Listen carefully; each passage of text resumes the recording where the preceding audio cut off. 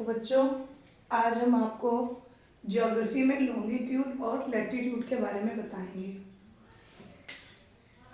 Latitude अक्षांश रेखा,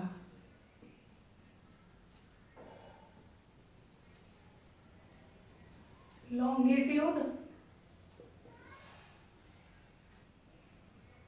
देशांतर रेखा। इनका यूज क्या होता है? जो आपकी लॉन्गिट्यूड और लैटिट्यूड जो रेखाएं हैं, इनका यूज ये होता है कि अगर हमें अपनी पृथ्वी पर किसी भी जगह का पता लगाना है या किसी भी स्थान का पता लगाना है तो लॉन्गिट्यूड और लैटिट्यूड जो आपकी लाइंस है, इनसे आप किसी भी जगह की वास्तविक पोजीशन या वास्तविक एरिया पता लगा सकते हैं। तो आइए अब हम देखते हैं कि पृथ्वी का आकार कैसे होता है और ये रेखाएं किस तरीके की होती हैं। अब देखिए, ये हमारी पृथ्वी हो गई।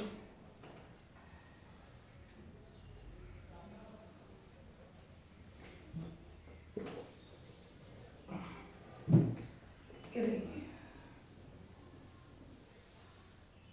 दो बनाई इसकी क्योंकि वो रेखाएं मैं आपको अलग अलग समझाऊंगी।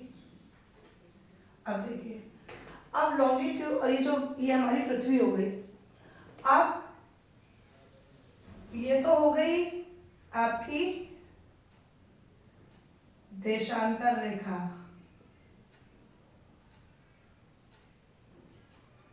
मुख्य देशांतर रेखा।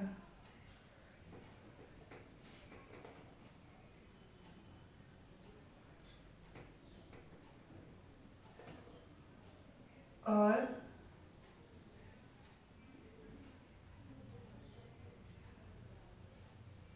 ये नॉर्थ पोल, ये साउथ पोल।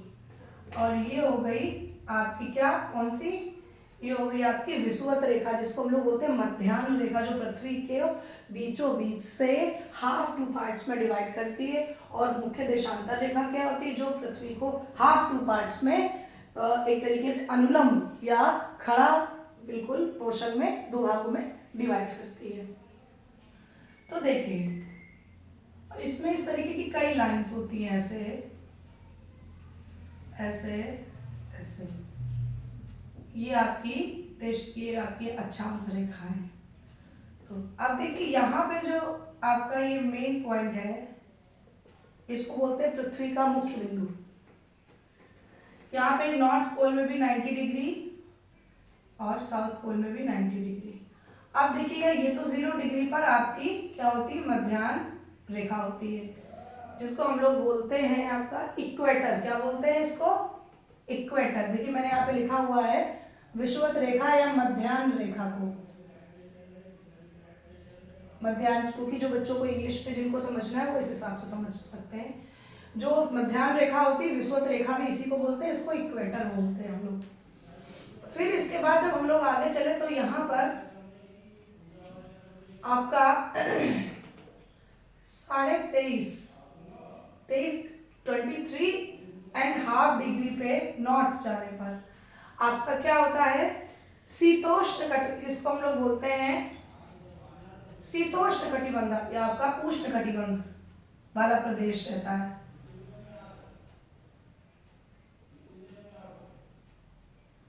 और अब ये हुआ 23.5 डिग्री, ये आपका साउथ हो गया। यहाँ पे भी आपका उष्ण कटिबंध। फिर इसके बाद थोड़ा सा और आगे बढ़े तो आपका आया 66.5 डिग्री साउथ और 66.5 डिग्री नॉर्थ। ये हो गया आपका शीतोष्ण कटिबंध।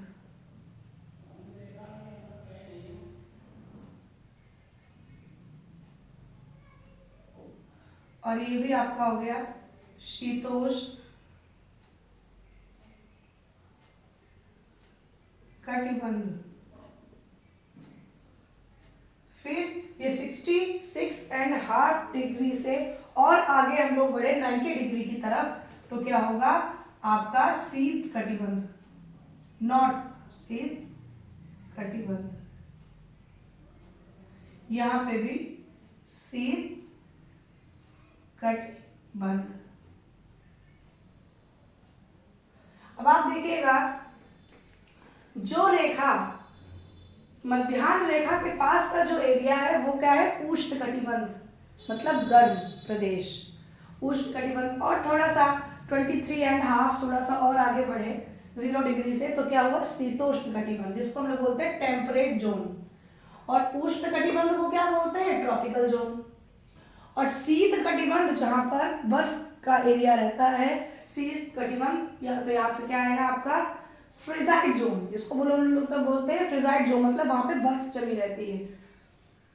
अब ये तो हो गई आपकी मध्याह्न रेखा के आसपास का एरिया, क्योंकि ये जो मध्याह्न रेखा के जो पैरेलल वाली जो लाइंस हैं इनको हम लोग बोलते हैं अक्षांश रेखा। और ये जो लॉन्गिट्यूडनल लाइंस हैं ऐसे,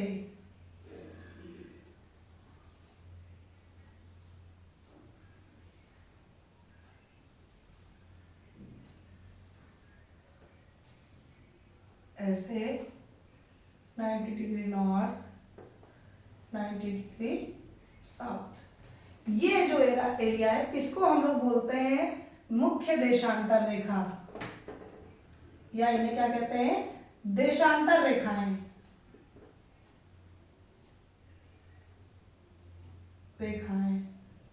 अब ये तो आपकी देशांतर रेखा हो गई।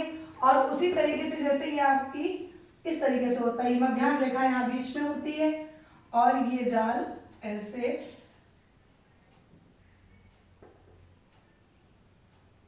ऐसे बना होता है।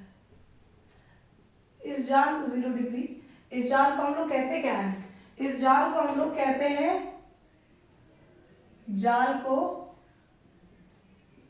ग्रिड कहते हैं।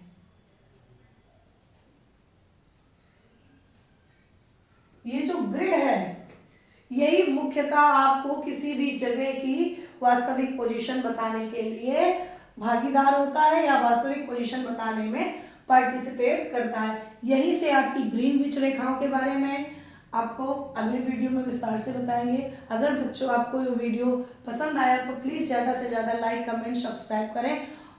धन्यवाद।